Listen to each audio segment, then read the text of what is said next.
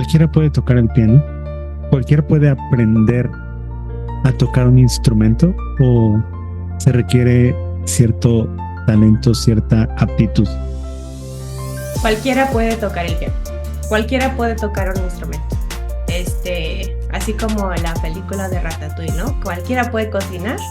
Y yo creo que, bueno, yo me acuerdo que el mensaje justo de esa película es como que mientras sientas el gusto por cocinar, por lo que implica estar en la cocina, por todo esto, acá es igual. Mientras tengas las ganas, o sea, si tú tienes la disposición, ya lo tienes todo, ¿sabes? Y me di cuenta, también a lo largo del tiempo que yo llevo dando clases, es que el talento, o sea, es una herramienta buenísima, ¿no? El tener oído musical, tener coordinación, tener esta como facilidad lógico-matemático, porque al final de cuentas la música es mucho de eso, de lógico-matemático. Es una herramienta buenísima, pero si la tienes y no tienes la disposición, entonces no tienes nada. ¿Qué tanto tiene que ver el talento contra la disciplina? La pregunta que me hiciste al inicio de si cualquiera puede aprender, sí, claro que sí, pero eso no quiere decir que sea fácil.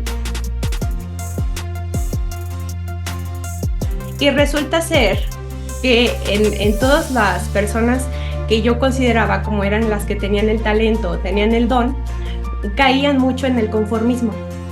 Entonces, esta manera de pensar de, pues, ¿para qué estudio si ya sé que me va a salir? ¿No?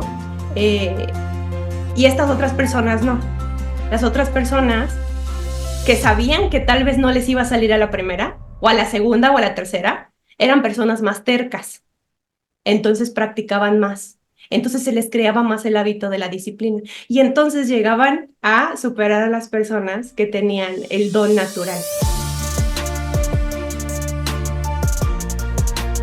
Un enfoque muy importante que yo utilizo en mis clases, antes inconscientemente, antes de estudiar la carrera de ciencia, después conscientemente, y ya cuando me di cuenta dije, wow, ok, bueno, pues vamos a seguir con ese porque es muy funcional, es un enfoque más humanista. Yo voy a avanzar al ritmo a que tú avances. Si tú estás avanzando, o sea, si tú tardas un mes en sacar una pieza, no creas que yo me voy a ir corriendo, ¿no? O sea, y te voy a dejar abandonado, no. O sea, yo me quedo ahí contigo el mes o el tiempo que se necesite, pues porque vamos a tu ritmo.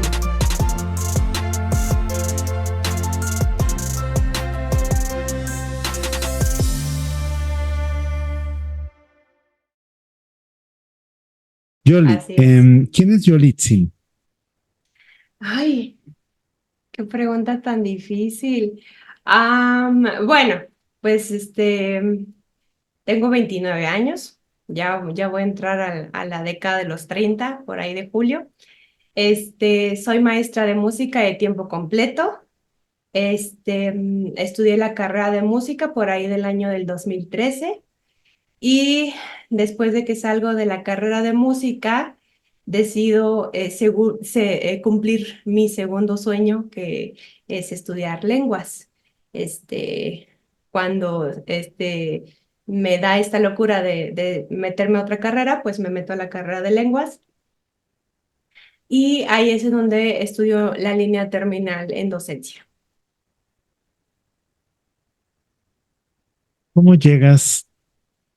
¿Cuál será la mejor manera de preguntarlo? ¿Cómo llegas tú a la música o cómo llega la música a tu vida? ¿Cómo empieza ese camino? Ok, pues mira, realmente de la música siempre he estado rodeada. En mi familia, por parte de mi mamá, que es la familia con la que más he convivido, siempre todas las reuniones familiares, fiestas familiares, es tan común que nos pongamos a cantar. Somos la típica familia que armamos el karaoke. Todos mis tíos saben tocar la guitarra, todos mis tíos saben cantar. Entonces, desde chiquita siempre estuve como muy adentrada en el mundo de la música. Y después, cuando a mí, bueno, sí. pues se me ocurre, me llama la atención el mundo musical, porque al final de cuentas en las fiestas en las fiestas familiares, pues nada más era como entre familia, ¿no? Como de diversión, de hobby, todo la dinámica de convivencia. Pero ya cuando a mí me llama la atención como para estudiarlo como tal, o asistir a clases, es cuando yo tenía 11 años. Esta es una historia muy cursi.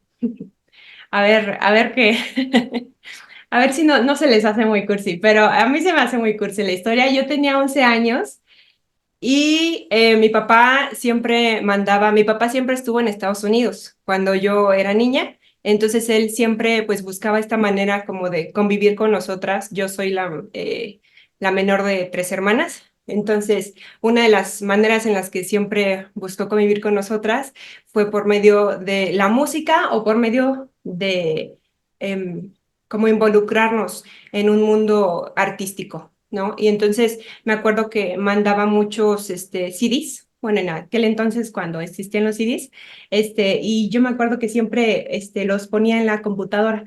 Había uno que era, mira, no me acuerdo, te mentiría si te digo, o sea, que como me acuerdo del nombre del artista o como del, no sé, como el enfoque del disco y todo esto, pero había una canción que el disco era de música instrumental o algo así. Entonces había una canción de piano, de puro piano, pero una canción de Luis Miguel. Una canción, o sea, de Luis Miguel hecha en piano. Y hasta me acuerdo qué canción era la de Por debajo de la mesa, tarará, pero en puro piano. Y no me vas a creer, pero me puse a llorar. Me puse a llorar, o sea, imagínate a una niña de 11 años escuchando una canción de Luis Miguel, versión piano, llorando por, o sea, me conmovió mucho la canción, La melodía la o melodía. cuando asocias la letra y lo que la canción Fíjate de Luis que Miguel ni tiene. me acuerdo de lo de la letra, ni siquiera me acuerdo de ahorita en mi momento Ajá, de ajá, ajá. adulta, no me acuerdo ni de lo que dice la letra. Yo me acuerdo que me conmovió tanto la melodía, pues, o sea, la música, la versión instrumental y el piano en específico. Entonces, pues yo no sé ahí exactamente cómo pasaron las cosas, pero yo recuerdo haberle dicho a mi papá, le dije, papá, quiero que me metas a clases de piano. No recuerdo haberle dicho siquiera la razón ni nada, pero yo le dije eso. No, pues mi papá encantado. Imagínate, encantado. Yo creo que una semana o dos semanas después ya me habían comprado mi teclado. Afortunadamente, creo que crecí en un ambiente privilegiado en el que siempre se me apoyó en ese sentido, ¿no? En la cuestión educativa, en la cuestión recreativa. Entonces, pues ya, me compraron mi teclado, me metieron a clases de piano en una academia pequeñita que teníamos ahí cerca de la casa y así empezó mi viaje por la música. Aprender un instrumento es difícil. ¿Lo recuerdas? Yo El recuerdo, proceso. Ajá, ajá. yo recuerdo que para mí fue tan fácil, fue muy fácil, pero más que nada fácil, no en el sentido así como de no sé, como tal cual de la ejecución que fuera sencilla ni nada, sino que más bien lo disfruté mucho. Como lo disfrutaba mucho, se me hacía muy fácil. No, se me pasaba el tiempo cuando yo me ponía a practicar.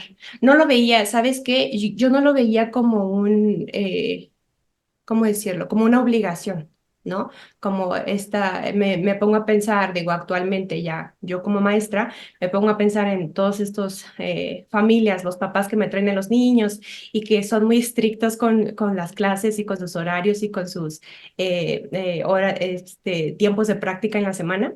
Yo nunca lo sentí así, yo no recuerdo que mi mamá me dijera, ponte a practicar piano, ¿no? Así como un mandato como tal. No lo recuerdo porque supongo yo que yo lo veía como algo divertidísimo y que me gustaba mucho. Cualquiera puede tocar el piano. Cualquiera puede aprender a tocar un instrumento o se requiere cierto talento, cierta aptitud. Cualquiera puede tocar el piano, cualquiera puede tocar un instrumento. Así como la película de Ratatouille, ¿no? Cualquiera puede cocinar. Y yo creo que, bueno, yo me acuerdo que el mensaje justo de esa película es como que mientras sientas el gusto por cocinar, por lo que implica estar en la cocina, por todo esto, acá es igual. Mientras tengas las ganas, o sea, si tú tienes la disposición, ya lo tienes todo, ¿sabes? Y me di cuenta también a lo largo del tiempo que yo llevo dando clases, es que el talento, o sea, es una herramienta buenísima, ¿no? Tener oído musical, tener coordinación, tener esta como facilidad lógico-matemático, porque al final de cuentas la música es mucho de eso, de lógico-matemático. Es una herramienta buenísima, pero si la tienes y no tienes la disposición, entonces no tienes nada. O sea, son cosas extras que tienes nada más ahí, ¿no? Entonces, tengo alumnos y se me hace muy interesante porque ahorita se me viene a la cabeza un proyecto que yo hice al final de la carrera de docencia, creo que era uno de mis proyectos finales, en el cual no me acuerdo muy bien cuál era el enfoque, pero recuerdo que era pues sobre un trabajo de investigación en el que pues tenía yo que tener sujetos de estudio. Bueno, pues mis sujetos de estudio pues fueron mis alumnos. Yo tomé como sujetos de estudio, creo que la premisa o la pregunta de investigación de mi trabajo era justo más o menos la que me acabas de hacer, ¿no? ¿Qué tanto tiene que ver el talento contra la disciplina? Entonces, se me hizo tan interesante el resultado. No, bueno, creo que solamente lo hice con 6 alumnos, ¿no? Este, Tomé como sujetos de estudio, no Sí. recuerdo el número específico, pero muchos de mis candidatos eran estos niños que yo les veía mucha facilidad, mucho oído musical, este, estas personitas que no les tienes que repetir las cosas 2 veces. O sea, que les dices algo y lo hacen enseguida, ¿no? Estas personitas que digamos que son personas talentosas, que son personas, ¿cómo se les dice? Eh, pues no prodigios, porque eso es otra cosa, pero que tienen el don, digámoslo así, ¿no? Versus estas otras personas que son, digamos, son promedio. O sea, tienen un oído promedio, tienen una capacidad promedio de atención, todas, ¿no? O sea, esos eran mis 2 sujetos y resulta ser que en todas las personas que yo consideraba como eran las que tenían el talento, tenían el don, caían mucho en el conformismo. Entonces, esta manera de pensar de, pues, ¿para qué estudio si ya sé que me va a salir? ¿No? Eh, y estas otras personas no. Las otras personas que sabían que tal vez no les iba a salir a la primera, o a la segunda, o a la tercera, eran personas más tercas. Entonces practicaban más. Entonces se les creaba más el hábito de la disciplina. Y entonces llegaban a superar a las personas que tenían el don natural. Entonces, si tienes el don, pero aparte tienes la disciplina, o sea, es increíble, ¿no? Es maravilloso, es como la combinación perfecta. ¿Has encontrado personas con ambos atributos? Y lo digo así porque por la forma en la que lo entiendo o lo recibo, ¿no? No necesariamente la que tú lo describes, pero la que yo lo entiendo es tener el talento, tener el don, pudiera tener grabado en sí la no necesidad de esforzarse, ¿no?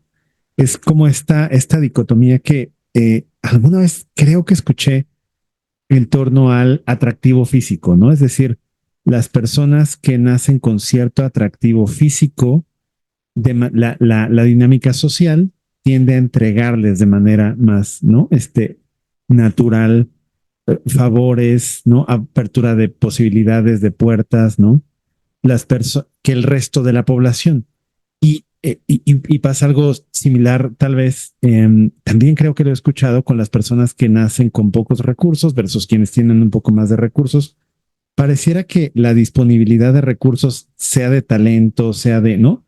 Tiene grabado el adormecer, y estoy usando solo mis palabras, no que así lo haya encontrado ni que lo haya articulado, pero de adormecer esta como hambre, esta como entrega, esta como resiliencia, por así llamarlo, ¿no? Esta persistencia, tal vez es una mejor palabra.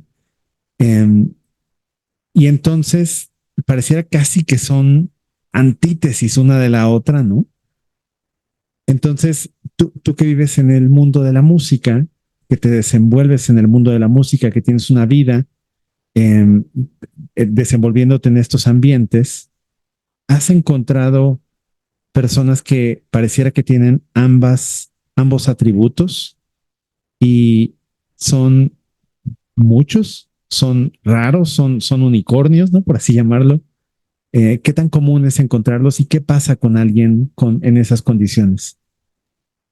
Qué bonito, qué bonito ¿sí o no? Sí, al final de cuentas son como privilegios. O sea, los privilegios con los que tenemos que al final de cuentas no los elegimos, ¿no? Yo no elegí tener oído musical, pero bueno, le he sabido sacar provecho.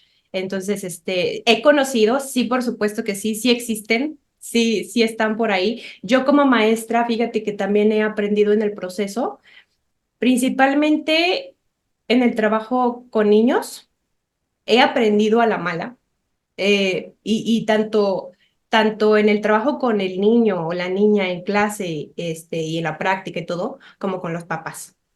Eh, Desde el inicio tienes que ser muy clara. Y de hecho, fíjate, yo creo que también esto porque yo lo viví, ¿no? Yo cuando era niña, yo recuerdo que todos mis maestros me decían que era talentosísima y que qué talentosa y que no sé qué y que todo te sale a la primera y que guau y que deberías de hacer esto, deberías de pensar en aquello, ¿no? Entonces a mí me atiborraban de estos comentarios y a mí me espantaba. O sea, yo recuerdo sentirme como espantada, como de, pero yo no quiero ser todo eso, o sea, yo solo quiero tocar el piano, ¿no?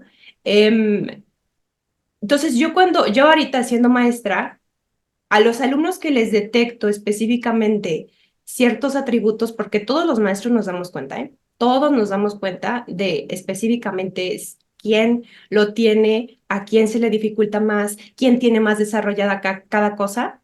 Eh,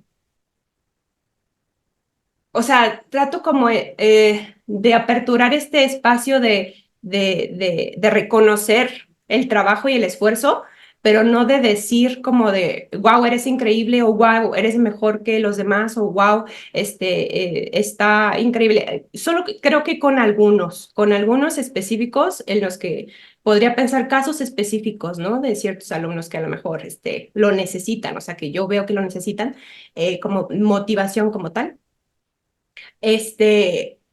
porque, no sé, creo que eso no sé qué tan irresponsable sea de mi parte, porque lo hago más como desde mi punto de vista, de cómo lo viví yo, ¿no? Entonces, a estos alumnos que tienen como esta combinación de los dos atributos, de la disciplina y esto, es como de, ok, lo estás haciendo excelentemente bien, te lo estoy, te lo reconozco pues como tu maestra y todo, pero nos falta y pues vamos a tratar pues es un proceso, ¿no? A tratar de seguir en el proceso y llegar hasta donde nos lo permita nuestra imaginación y la vida y todo. Este es un punto sumamente interesante y anoté estas dos palabras porque son las que me parecieron, lo representan. Adulación versus motivación, porque si te entiendo bien, nunca lo había pensado así. El tener talento o cualquier tipo de facilidad, pero sobre todo el talento, si te entiendo bien, por lo que viviste en tus inicios, se necesita cierta retroalimentación del ambiente para darse cuenta que soy un prodigio.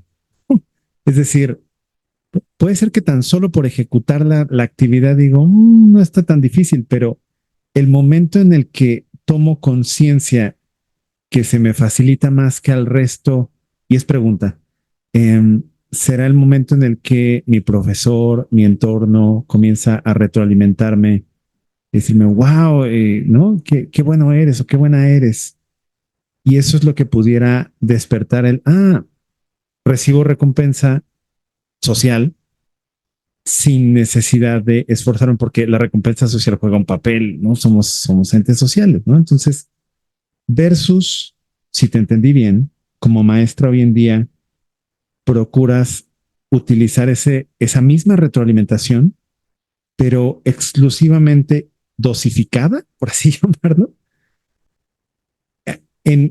como motivación, cuando en la justa medida, de acuerdo al criterio subjetivo que todos tenemos, pero como maestros, eh, como bien lo dijiste, ¿no? Ves a los alumnos y entonces puedes identificar qué le funciona un poco más a algunos y a otros y en qué momento está su ánimo menguando. Entonces, la justa medida de la retroalimentación la usas como motivación y has observado que eso de alguna manera favorece que la motivación de la persona se mantenga, que el hambre, que la persistencia se mantenga y no despertar no necesito esforzarme. ¿Es así? ¿Te refieres a eso? Lo que pasa es que creo que la motivación con estos dos sujetos de los que a lo mejor estamos hablando se maneja de manera diferente. Por ejemplo, una persona promedio sí necesita generalmente que su entorno se lo diga, porque es un poco frustrante, puede llegar a ser un poco frustrante. La pregunta que me hiciste al inicio de si cualquiera puede aprender, sí, claro que sí, pero eso no quiere decir que sea fácil. O sea, es una tarea compleja. Entonces, para una persona promedio, si, o sea, si tú te pones en el piano y quieres hacer siquiera un ejercicio juntando las dos manos, es un trabajo de coordinación, es un trabajo de mantener el ritmo, de mantener el tiempo, un montón de cosas, y a lo mejor un montón de cosas que también están pasando en el cerebro, cuestión cognitiva, ¿no? Entonces, ahí sí, con ese tipo de alumnos es con los que yo como maestra siempre les echo porras, siempre les digo, no te desesperes, es un proceso, vamos poco a poco. Esto me pasa mucho con los adultos se desesperan muchísimo, muchísimo, entonces ya he aprendido como a tener esta paciencia, siempre les digo, yo voy a avanzar al ritmo a que tú avances, si tú estás avanzando, o sea, si tú tardas un mes en sacar una pieza, no creas que yo me voy a ir corriendo, ¿no? O sea, y te voy a dejar abandonado, no. O sea, yo me quedo ahí contigo el mes o el tiempo que se necesite, pues porque vamos a tu ritmo. Ahora, para estos otros alumnos que se les facilitan más las cosas, ellos no necesitan ese tipo de motivación. O sea, porque ellos lo saben. Ellos saben lo que son, ellos saben lo que tienen o sea, yo se los diga yo o no, es importante pues porque yo soy la profesora, ¿no? Al final de cuentas, pero estoy segurísima de que lo saben porque es perceptible. Estos alumnos, el tipo de motivación que necesitan más bien es una motivación basada como en retos. O sea, ponme más cosas, dame más retos, ponme más cosas que me hagan pensar y que me hagan salir como de mi zona de confort para que no me aburra en las clases, para que no me aburra en mi práctica, ¿no? O sea, ponme retos y esa va a ser mi motivación. Independientemente de que tú pienses que soy bueno o no, Sí, porque eso ellos ya lo saben. tienes razón. Es decir, si te entiendo bien, quien tiene talento cuando comienza a practicar una disciplina, ¿no? Pensando en el piano, en la música, lo notas. O sea, lo nota tu entorno, pero también lo notas como persona porque algo ocurre en la ejecución que se te facilita. Correcto. eh, y desde ahí la forma de abordarlo es distinta a alguien que no tenemos esa facilidad y nos enfrentamos de primera mano al primer monstruo, por así llamarlo, por usar esa alegoría, ¿no? Que es nuestra incapacidad de ejecutar la tarea, ¿no? Y empezar desde la más básica, no sé, la base, ¿no? Eh, Así es. ahora, como docente, cuál es la dinámica ideal entre clase versus práctica? Es decir, porque asumo hay que practicar, ¿no? Es decir, el profesor está contigo, eh, pero hay mucha práctica que es individual, asumo, y entonces la mejor práctica para aprender a tocar piano nos fuimos directo al piano, pero ahora si quieres platicamos si hay algún otro instrumento que enseñes, pero hablando del piano, eh, lo mejor es tener a un profesor todos los días, ¿no? Es decir, contraten a Yoli todos los días para que esté con ustedes. Porque cuando yo me he enfrentado como a aprender algo nuevo, me he encontrado que hay mucha dinámica, tal vez es por mi estilo individual, pero no lo sé, ¿no? Es parte de la pregunta. Hay mucho que hacer en lo individual para practicar y otra vez, ¿no? Y para algunos, para mí en lo individual, a veces es incómodo sentir que tengo a alguien como, cielos, está perdiendo su tiempo conmigo porque yo no necesito ahorita que me corrija, solo necesito darle y darle y darle y yo mismo escuchar mi fracaso, por así decirlo, ¿no? Es mi proceso mental. Eh, pero entonces, ¿cuál consideras que es la dinámica ideal? Cada uno tiene la suya, a veces es todos los días con el profesor o 2 veces a la semana con el profesor y las demás práctica individual. ¿Cómo lo recomiendas con lo que has visto a través de los años? Mira, yo creo que un buen maestro, Héctor, es el que te enseña a practicar, no el que te da todas las respuestas. Este, prácticamente ese es mi trabajo.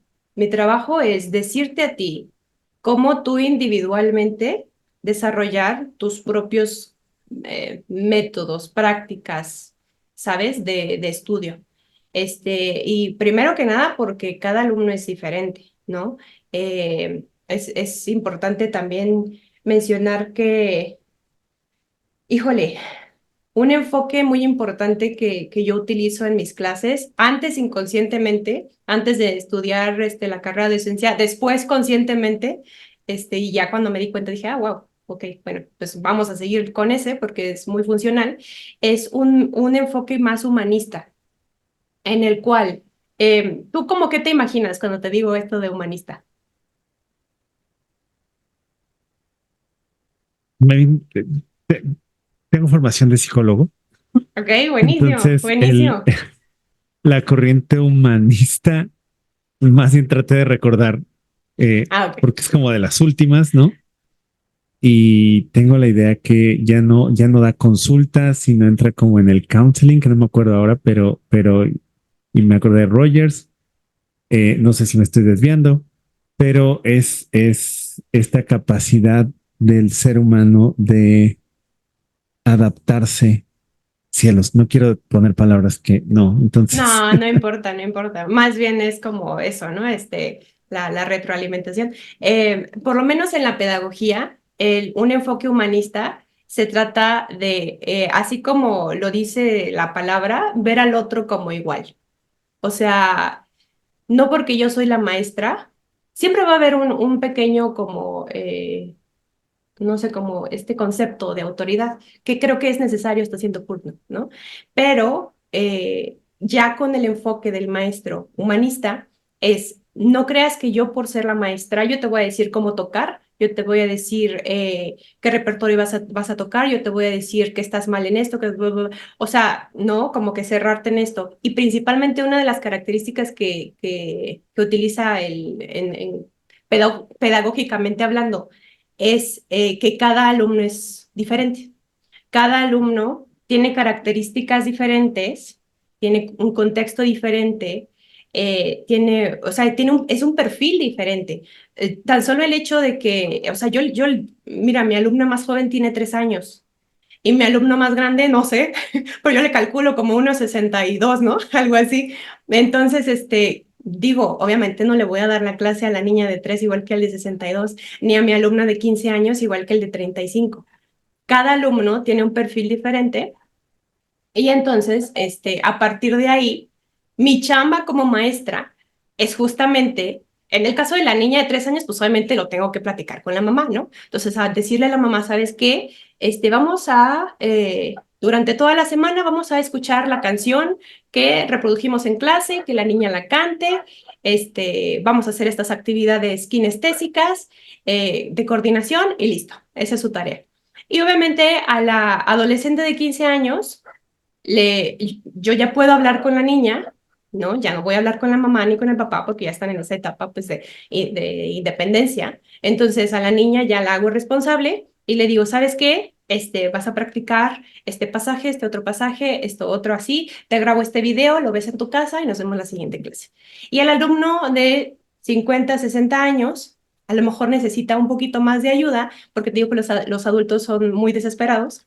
Entonces, lo que podemos llegar a hacer, pues no sé, es desarrollar en la misma clase diferentes estrategias y platicar mucho. Principalmente esto es algo que se agradece mucho en las clases con los adultos, que tengan esa confianza de hablar con el maestro o la maestra y decirle, ¿sabes qué, Yoli? Ese ejercicio que me pusiste no me sirvió. O ese ejercicio, incluso esa canción que me pusiste no me gusta.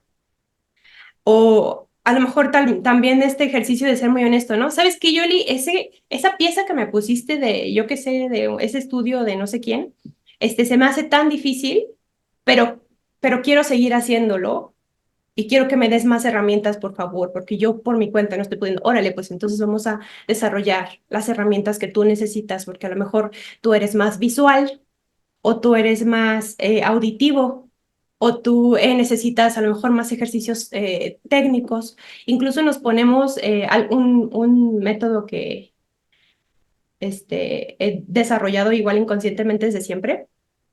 Es, por ejemplo, cuando hay un problema en cuestión rítmica, este, inventarnos letras para las canciones. Entonces, las piezas musicales que a veces tocamos, pues no tienen letra. Entonces, muchas veces, si a alguien se le complica cierto ritmo, ¿no? Lo que sea, entonces nos ponemos a hacer frases completas. Esto me da tanta ternura, porque justamente este ejercicio lo hice el martes pasado con mi alumno, que es el que te digo que creo que está como por los 60 y algo, y también lo hice con una niña de 8 años el jueves pasado con una canción de Mozart. Entonces la niña no entendía cómo es la típica, es la de la pequeña serenata nocturna de tan, tan, tan, tan, tan, tan, tan, tan, tan, tan, tan. Entonces, es una pieza difícil en cuestión de que tiene muchas subidas y bajadas y tiene notas repetidas. Entonces, la niña, bueno, por cierto, la niña vive en Australia, entonces me tuve que inventar la letra en inglés. Entonces, creo que la letra iba algo así como, I want to play this perfectly. Ta, ta, ta. Entonces, y ella se inventa la Wow. letra Sí. y al final de cuentas está uniendo la parte musical con la parte lingüística, pero está haciendo sentido, ¿no? Hay una niña en Australia de 8 años tocando la serenata de Mozart. Sí, Eh, cielos. Te iba a preguntar, ¿se puede aprender piano por Zoom? Asumo, ya nos respondiste que sí. por supuesto Eh, que sí.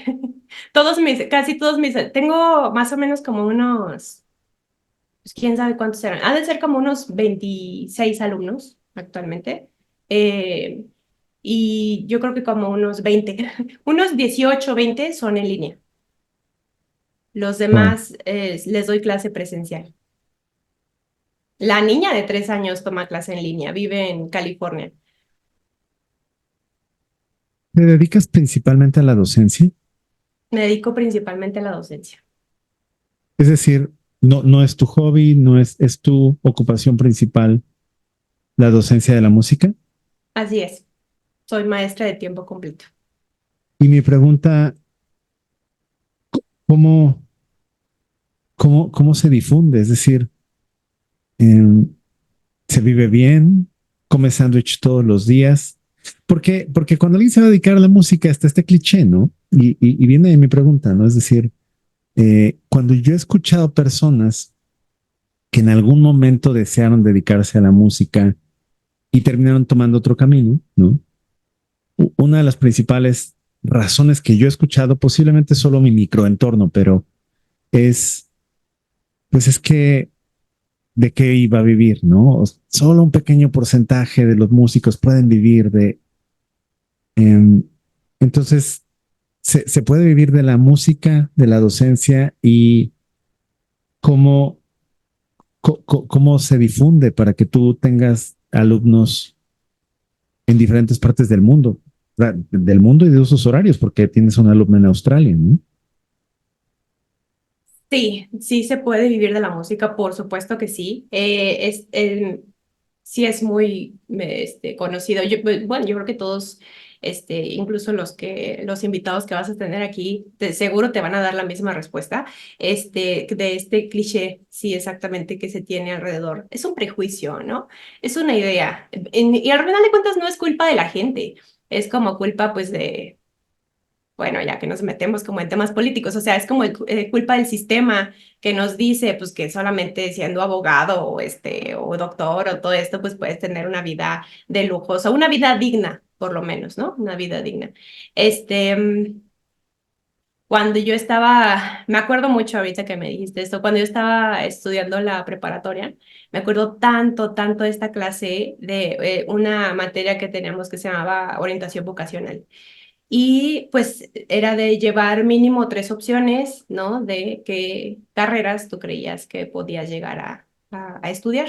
No me sirvió de nada la materia, por cierto. O sea, la recuerdo porque fue mala, ¿no? Entonces, justo mi primera opción fue música. Siempre fue música la primera opción. La segunda opción fueron las lenguas. Y la tercera opción, quién sabe, no me acuerdo cuál habrá sido, a lo mejor algo también relacionado con el arte, ¿no? Cuando yo le expuse al maestro mis tres opciones, me dijo, pues ya te imaginarás, me dijo que estaba, en pocas palabras me dijo que estaba soñando, que estaba loquita por pensar que de la música, no sé qué, me dijo, no, no, no, métete a idiomas y mira, salí de la carrera de lenguas y como maestro de inglés, yo creo que te están pagando máximo unos 250 pesos la clase y si bien te va. Si te encuentras a una persona que, no, digo, yo estoy hablando como, pensando como en clases particulares, o sea, una clase particular pues se caracteriza pues porque le vas a dedicar todo tu tiempo al alumno, ¿no? Tu conocimiento, todo esto, asignaciones específicas para el alumno, todo lo que prácticamente yo hago pues en la clase de música, pero máximo te van a querer pagar eso, ¿no? 250 o 300 pesos.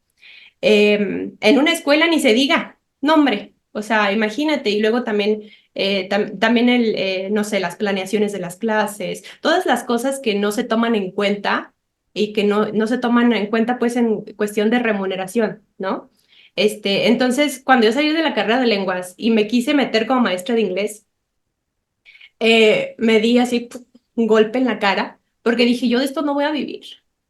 O sea, y si voy a vivir, voy a tener que hacer carrera como de unos 10 años para por lo menos llegar a dejar de preocuparme por pagar mi renta, ¿no? Y comenzar a tener una vida digna. Entonces, la verdad es que las clases de música, Héctor, yo no sé si tú concuerdes conmigo, pero no son baratas. O sea, se tiene esta idea de que pues realmente quien tiene para pagar una clase de música, pues es porque tiene una buena situación económica. Entonces, pues creo que yo y muchos más maestros de música tomamos eso porque aparte, pues no es poca cosa, ¿no? No es poca cosa ya todo lo que pasamos en la carrera de música, todo este conocimiento, todo esto, experiencia. Entonces, es decir, bueno, puedo cobrar dignamente mi trabajo, ¿no? Lo que mi trabajo vale, ahí está el número, o sea, el número en cuestión de dinero, y lo toman, sí, lo toman, la mayoría lo toma, porque se sabe que las clases de música no son baratas, a diferencia yo te pongo el ejemplo de las clases de inglés, pues porque en teoría yo también puedo dar clases de inglés, ¿no? Entonces, sí, pero olvidé tu otra pregunta, ¿cuál era? Como antes, si quieres, de regresar a la segunda, ¿se paga igual en México las clases de música por mexicanos o tus principales clientes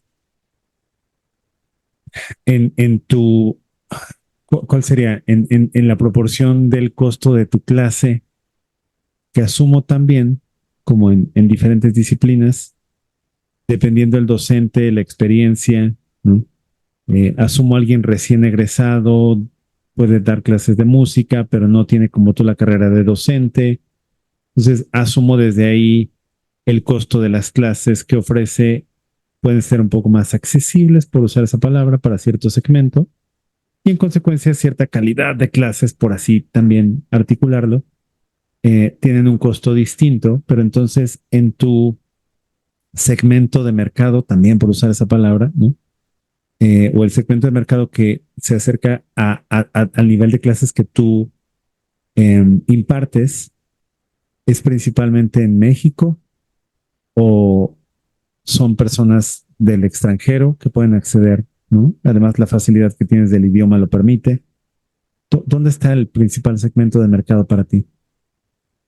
Sí, los principales son, bueno, fíjate que no los he contado, así como de quiénes están aquí y allá, pero, o sea, como que ahorita mentalmente me pongo a pensar en un fenómeno muy interesante. Yo creo que se te va a hacer muy interesante.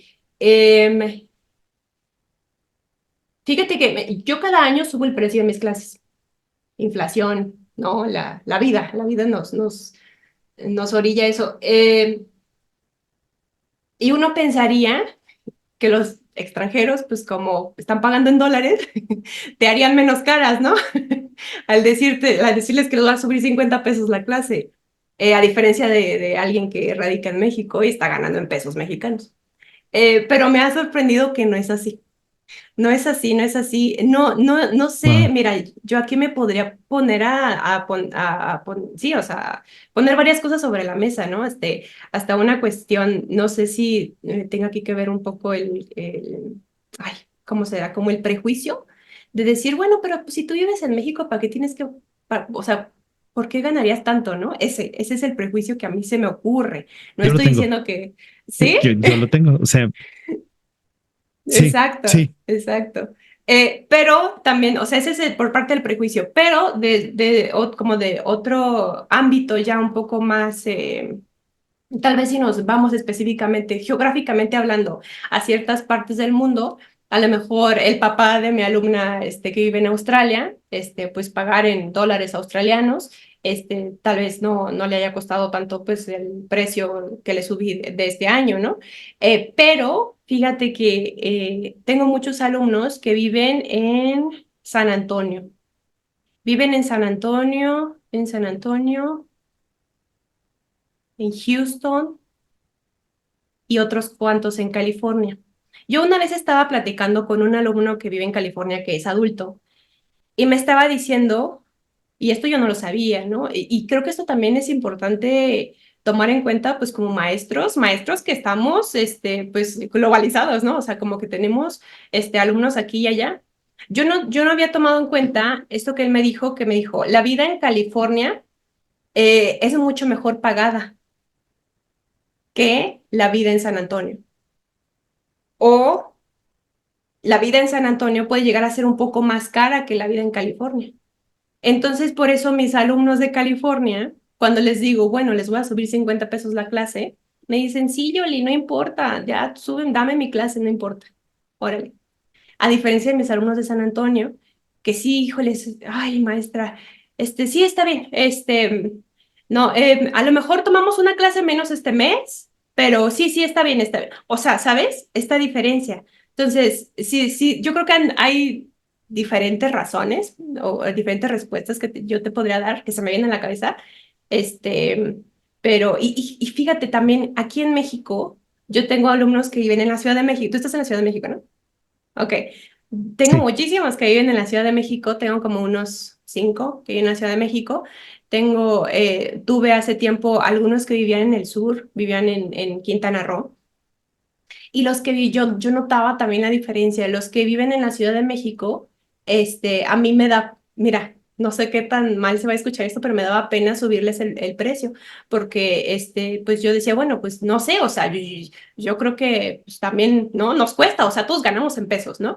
Y a los alumnos de Quintana Roo me pedían y me pedían y me pedían clases y no importa, maestra, no importa, y perdían la clase y no les importaba, ¿sabes? Este tipo de actitudes Sí, yo sí, las, yo las detecto y es que la vida, ¿no? Seguramente de ciertas familias, incluso mexicanas, pues es muy diferente que la de otras. O sea, estamos en el mismo país, pero las cierto. situaciones económicas son muy diferentes. Wow. Es muy interesante, muy interesante. Sí, Eh, sí. si podemos remontarnos, ¿cuántos años tienes dando clases? Yo empecé, híjole, formal o informalmente, porque la primer clase de piano que yo di la di a los 17 años. Wow. Entonces fue hace Sí, sí. 12 años. Y mi pregunta va en, ahorita hablaste del aumento anual de las clases, ¿no? $3, 50 pesos, ¿no? Em, anual. Asumo, pero lo dijiste ya con cierta naturalidad. Asumo que hay un primer año en el que estás dando clases y dices, voy a ajustar precios. ¿Cómo fue tu proceso? ¿Lo recuerdas de toma de decisión? Porque por lo que he escuchado, ¿no? También en mi micronúcleo, eh, cuando hay este prejuicio, posiblemente algunas personas pueden o podemos tener el prejuicio de subirle el precio a algo, ¿no? Y he escuchado algunas posturas de, pues es que hay que pensar en abundancia y, ay, suena un poco como a dorar la píldora, digo yo. eh, Porque hay un proceso mental de cielos, si le subo, ¿no? Si soy taquero y le subo 3 pesos a cada taco, habrá personas que van a decir, no lo consumo y uno nunca sabe la magnitud del impacto en el segmento de mercado de uno, ¿no? De subir ese precio y subir el precio y después bajarlo es complicado, pienso yo, porque transmite un mensaje, ¿no? De, bueno, no, ya le voy a bajar de nuevo, ¿no? Entonces, ¿recuerdas cómo fue ese proceso? ¿Es algo así como lo que te comparto? ¿Son solo mis proyecciones? ¿O tú? Totalmente cierto, Sí, sí, sí, totalmente cierto. Mira, ya te voy a contar, justamente cuando tenía 17 años, híjole, cuando yo empecé, bueno, primero, ¿cómo empecé a dar clases? Yo tenía 17 años, estaba a punto de entrar a la carrera de música justamente y tuve este periodo entre salir del bachillerato a la carrera de música y tuve 6 meses como libres, ¿no? Porque aún no se abrían los cupos y no sé qué. Entonces, pues me tuve que poner a buscar lo que hacer y entonces se me hizo fácil, pues, enseñar lo que yo sabía, ¿no? En ese tiempo, obviamente, vivía con mis papás y tenía yo dos tecladitos. Entonces tenía dos tecladitos, tenía mis dos bases, yo saqué mis dos teclados al patio de mi casa y ahí daba mis clases. Yo ganaba, Héctor, 25 pesos la hora por mis clases de piano a los 17 años. wow. Con dos Y tecladitos. con dos tecladitos y mis alumnos eran principalmente los vecinitos de ahí del barrio y familiares. Entonces, me acuerdo que dos de mis tíos metieron a mis primitas, eh, vecinitos de ahí, clientes de mi mamá. Mi mamá tenía, bueno, sigue teniendo su estética ahí. Entonces, justamente el patio colinda con el local de la estética. Entonces, ahí todos se asomaban, ¿no? Ay, ¿por qué suena el piano? Ah, no, pues, y escuchaban que los niños tocaban el piano. Ay, yo me quiero inscribir. Y se metían, y ahí se iban metiendo a las clases. Pero yo ganaba 25 pesos la hora. Me acuerdo que como de los primeros, ¿cómo decirlo? Sueldo, salario, no sé si llamarle así, que gané, de ahí pues me compro mi primer teléfono, cositas, ¿no? Este, ¿Cómo fue este proceso de ir subiendo las clases? Definitivamente uno tiene esa idea, principalmente ese miedo, ¿no? Y ese miedo yo creo que se basa en, bueno, en aquel entonces creo que lo justifico, yo tenía 17 años, todavía no entraba a la carrera de música, si bien ya tenía una trayectoria musical porque empecé a los 11 años, no tenía, o sea, como esta base académica, ¿no? Formal. Entonces, pues lo veía, sinceramente en ese entonces, pues que yo no tenía necesidad de trabajar, ¿no? Lo hacía más que nada por hobby para ocupar mi tiempo. Pero bueno, pasa el tiempo, paso por la carrera de música, paso por la carrera de docencia, toda la carrera de docencia yo no me di cuenta, pero yo seguía trabajando dando clases, dando clases. Con eso me pagaba mis camiones, con eso, pues cosas, ¿no? Cosas que uno puede necesitar a los 21 años. Esas cosas yo me las pagaba siempre. Y luego salgo de la carrera de docencia y yo veo a mis compañeros perdidos. Bueno, obviamente ya de la carrera de docencia yo ya salgo un poco más grande porque era mi segunda carrera. Mis demás compañeritos sí tenían 22 años, ¿no? Estaban así como que aterrados y decían, ¿qué onda? ¿Y ahora qué hago? O sea, me meto de maestro, me meto de traductor, me meto de editor, ¿qué hago? O sea, no sé qué hacer. Y yo no entendía porque yo ya llevaba desde los 17 años dando clases y yo así como de, pues obviamente yo voy a seguir dando clases de música, ¿no? O sea, para ese entonces yo ya tenía mi estudio, porque se viene la pandemia y en la pandemia me llegan alumnos, pues claro, todos aburridos en su casa sin saber qué hacer, pues entonces vamos a buscar clases en línea de esto, de aquello, pues el piano es como lo que primero se nos viene a la cabeza cuando pensamos en música, ¿no? Entonces, pues yo ya ahí ya tenía mi estudio y justamente cuando salgo de la carrera es cuando me empiezo a cuestionar, porque digo, bueno, pues ya, o sea, ya terminé, ahora sí tengo que pensar en vivir, ¿no? En crear una carrera profesional. Yo creo que te digo que es más por el miedo y por el prejuicio de no creérnosla.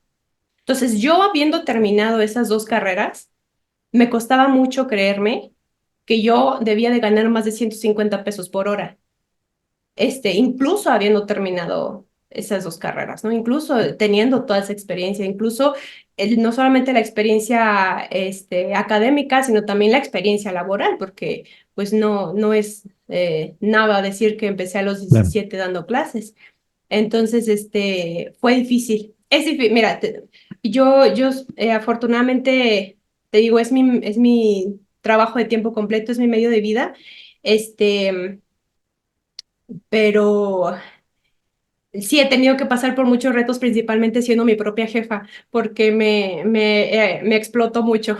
Me di cuenta de que me estaba explotando mucho en cuestión de eso, de que no me estaba dando primero un salario digno, no me estaba dando horarios dignos porque hubo un tiempo en el que trabajaba de lunes a domingo, porque si me llegaban solicitudes de clases, yo todas las aceptaba.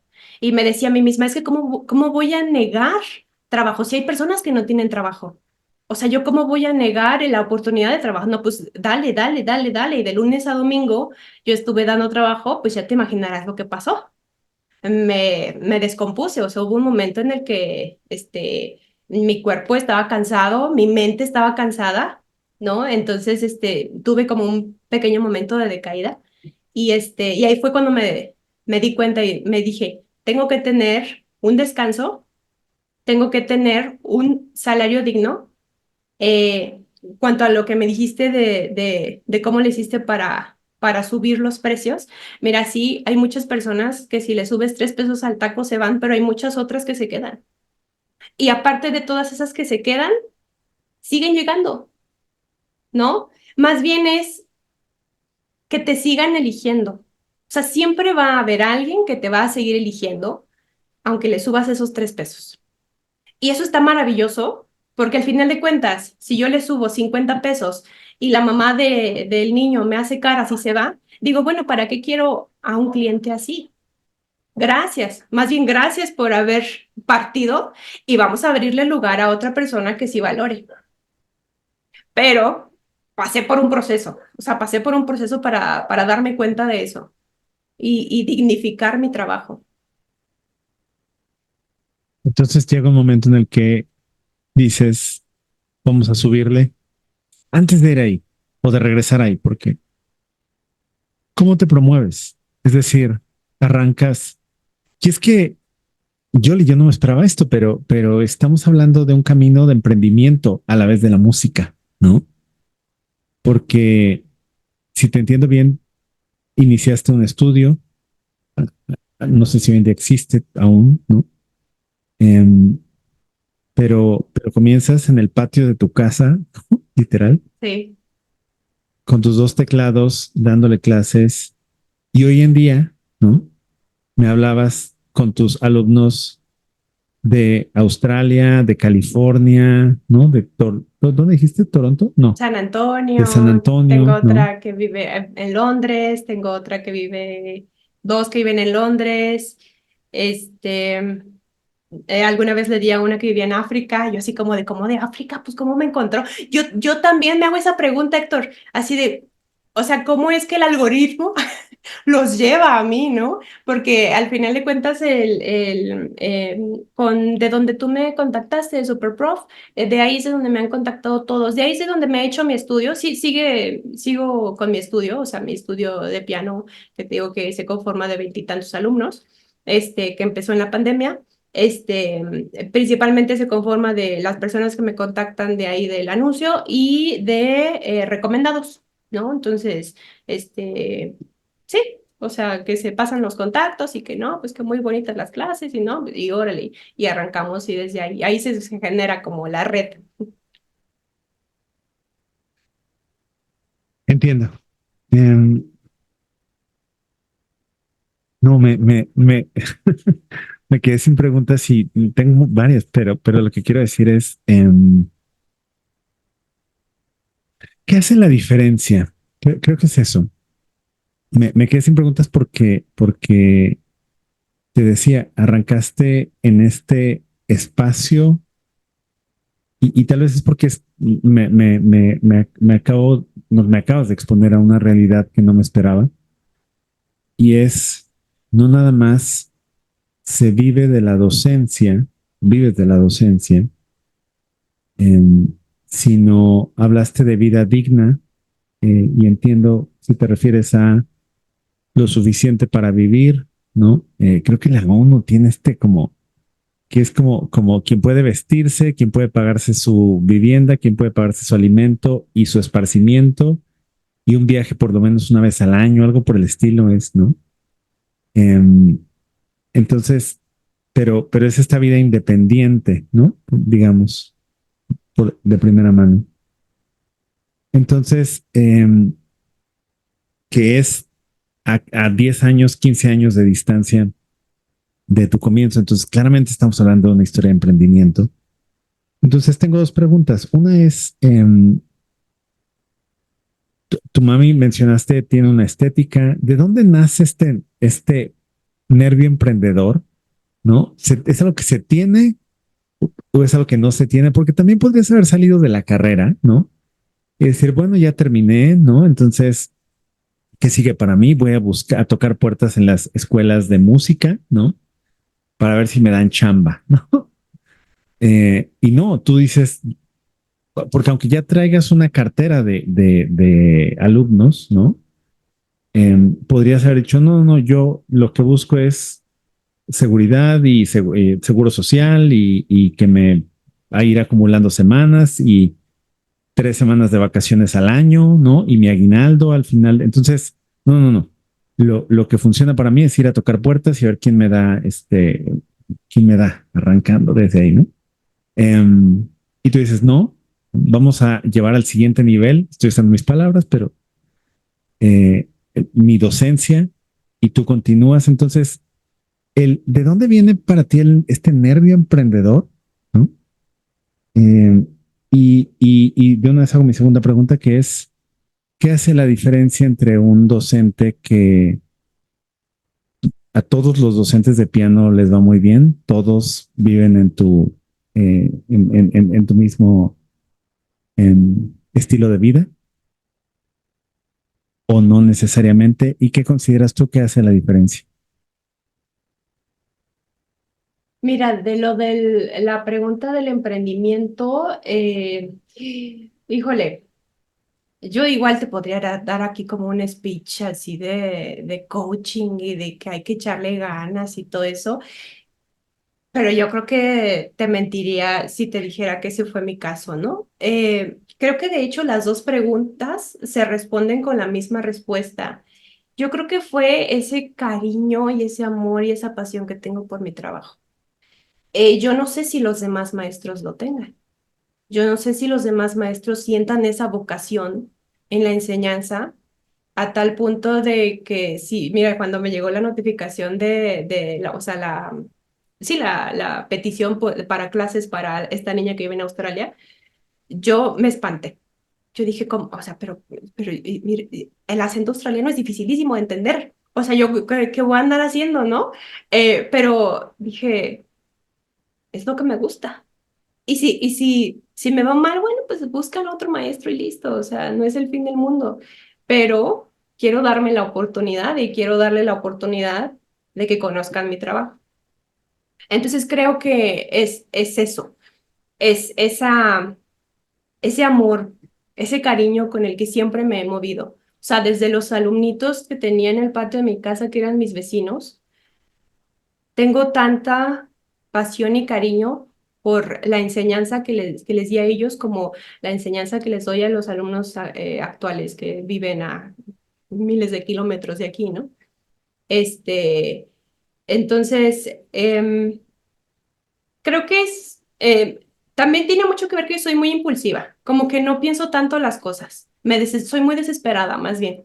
Entonces, en este vaivén de, ay, es que sí lo hago, sí no lo hago, es que sí acepto la solicitud o sí, porque también tuve que armarme de mi setup para las clases virtuales. Te digo que casi todos mis alumnos son virtuales. Entonces, tú aquí no estás viendo, pero tengo una cámara aquí, tengo otra cámara acá, tengo otra cámara en la parte de arriba. Tengo el micrófono que tú tienes, yo aquí lo tengo también. Tengo mi cosita esta que me sirve muy, bueno, aquí no la ves, pero es como esa que usan los streamers para cambiar de cámaras, no sé, bueno. Aquí una cosa que yo me puse, pues con mucho trabajo de investigación y todo, ¿no? Me puse a hacer el setup. Entonces, creo que también el trabajo esa dedicación y ese amor, o sea, yo me acuerdo que cuando yo estaba comprando mis cámaras y cuando yo estaba haciendo todo este setup, yo estaba emocionadísima y yo no sé si esa emoción, si ese amor lo sienten los demás maestros, ¿no?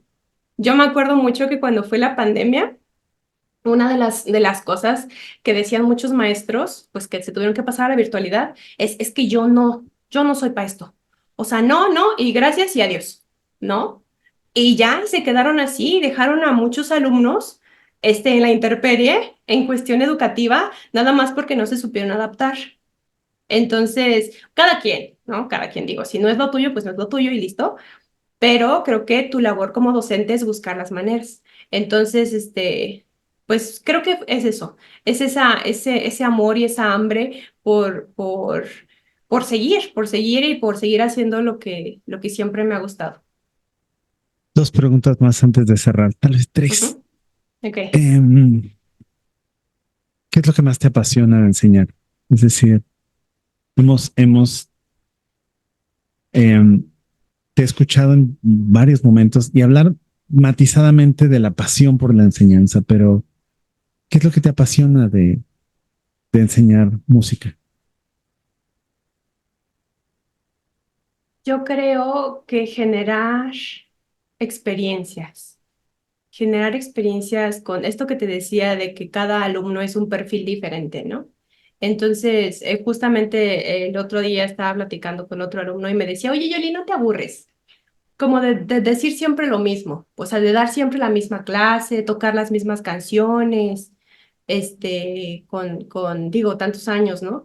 Y sí, o sea, hay canciones que he tocado desde siempre con los alumnos, pero la diferencia es eso. La experiencia siempre es diferente con cada alumno. O sea, si yo toco Estrellita, ¿dónde estás? ¿No? Con una niña de 6 años, o sea, niña, 6 años, hija única, tiene a lo mejor problemas de hiperactividad, tiene todo este perfil que se me puede ocurrir en este momento, es diferente a una niña de 6 años, que sea la mayor de dos hermanitos, que tenga talento musical, o sea, todo esto es diferente, las experiencias.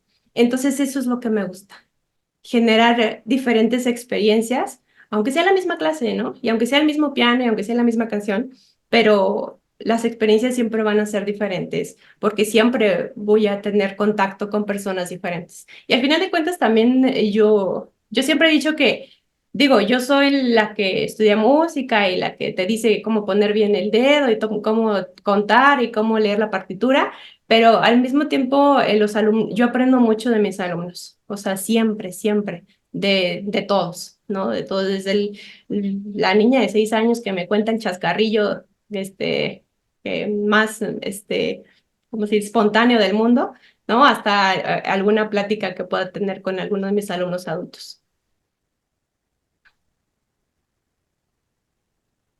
¿Cuál es el promedio o la proporción de deserción de, de los alumnos? Es decir,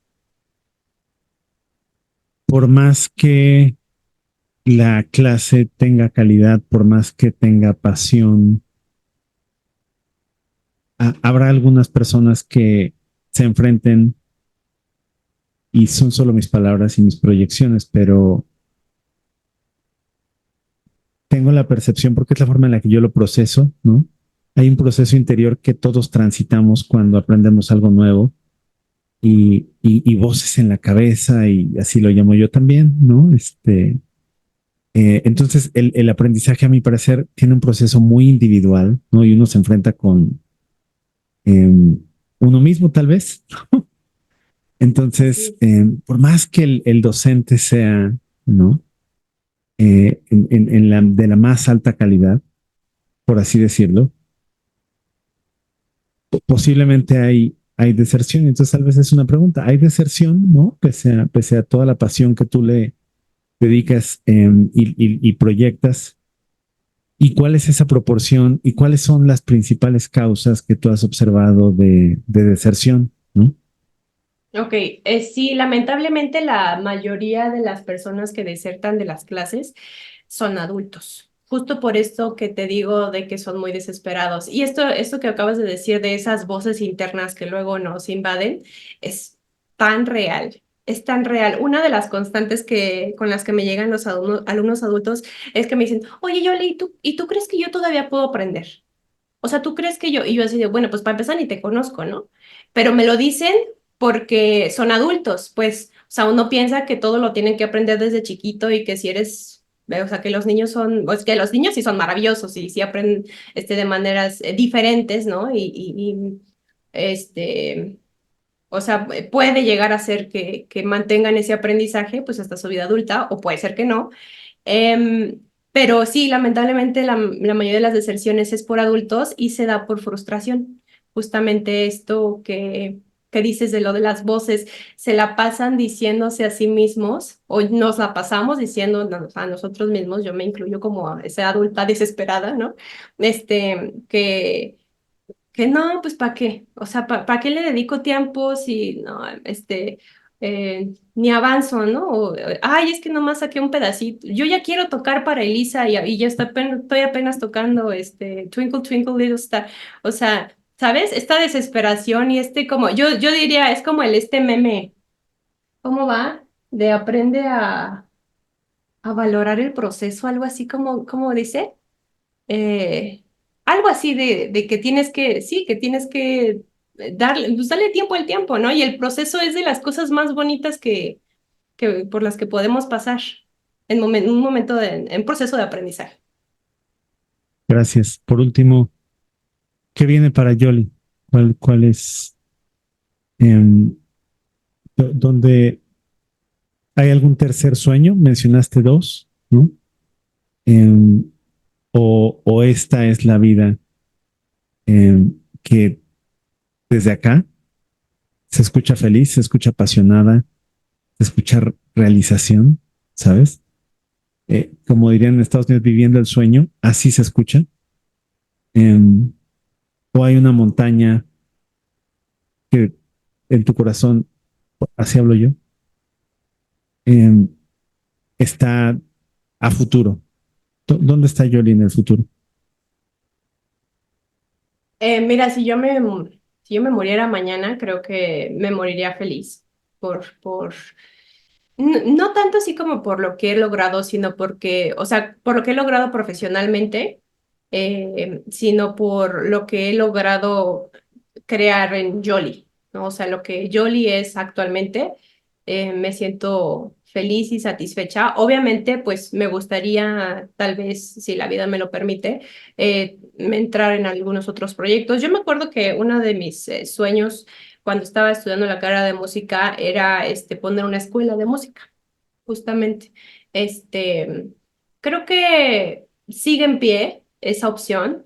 Ahora con la experiencia que tengo y también las experiencias de docencia, ¿no? Y la teoría docente y todo esto, creo que es algo pues es algo posible, ¿no? No lo tengo así como de, se tiene que hacer ni nada, o sea, sí, creo que también una de las cosas que creo que con las que he sido muy afortunada es que siempre como que todo se ha puesto en su lugar y en su momento, o sea, no he como que tenido o sea, mi sueño yo cuando terminé la carrera de música no fue yo voy a ser maestra de música y me voy a dedicar ¿no? Eso, yo jamás como que tuve una meta, pues, a dónde llegar.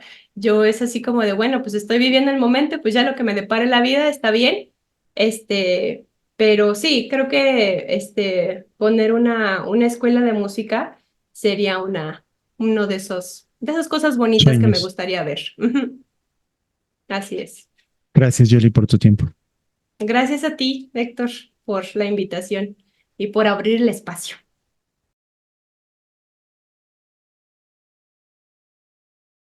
Entonces, así se ve una clase. Una clase de piano se ve así. Em, Te digo, con mucho tiempo ahí de meterme a videos de YouTube y todo, pero se logró, ¿no? Entonces es una canción que está tocando un alumno. Aquí le pongo todas sus anotaciones, le digo cómo se va tocando. Esa es una de mis cámaras, otra de mis cámaras es esta de aquí. Perdón por los stickers, pero siempre utilizo ahí herramientas para todo tipo de alumnos, entonces los stickers siempre es una buena opción. Y pues aquí está, esta es mi mano, principalmente para que sea más visual, ¿no? Claro. El asunto de la clase. Es muy común que, por ejemplo, si yo quiero tocar de esta manera y toco lo mismo, pues vamos a decir, ¿cómo rayos hiciste eso? Bueno, pues es una manera más visual de verlo. Wow. También tengo esta, que la utilizo principalmente para explicar cómo se hace la técnica. Yo me centro mucho en la técnica, entonces la correcta posición de la mano, entonces si el niño o el alumno, lo que sea, es muy común que toquen de esta manera, que le hagan así todo y que bajen la muñeca. Entonces el hecho de que tengan esta visión ayuda bastante. Y esta de aquí lo utilizo rara vez para las clases teóricas. Para los raros que quieren clases teóricas, porque casi nadie quiere clases teóricas. Pero bueno, entonces si aquí toco un acorde de do, pues se ve ya el acorde de do, se ven las notas, están en inglés las notas, pero bueno, eso se tiene que cambiar en los settings del ¿cómo se llama? Del software, del programita que utilizo. O sea, cuando Entonces, tú tocas en ese software, se reflejan las notas que estás tocando en el piano. sí, o sea, trato de que sea principalmente visual, ¿no? Okay. Que no, porque también existe la opción así de que, por ejemplo, si yo estoy tocando esta nota que es un re, ahí aparezca en el pianito y diga que es un re, pero pues entonces ahí como hacemos que el alumno piense, ¿no? Entonces mejor nada más que sea lo más visual posible. Al final de cuentas el piano es un instrumento muy lógico, o sea, nada más tiene las teclas blancas y negras, entonces pues es mucho más fácil encontrar la posición de alguna nota en específico. Y pues sí, así. Listo. Gracias.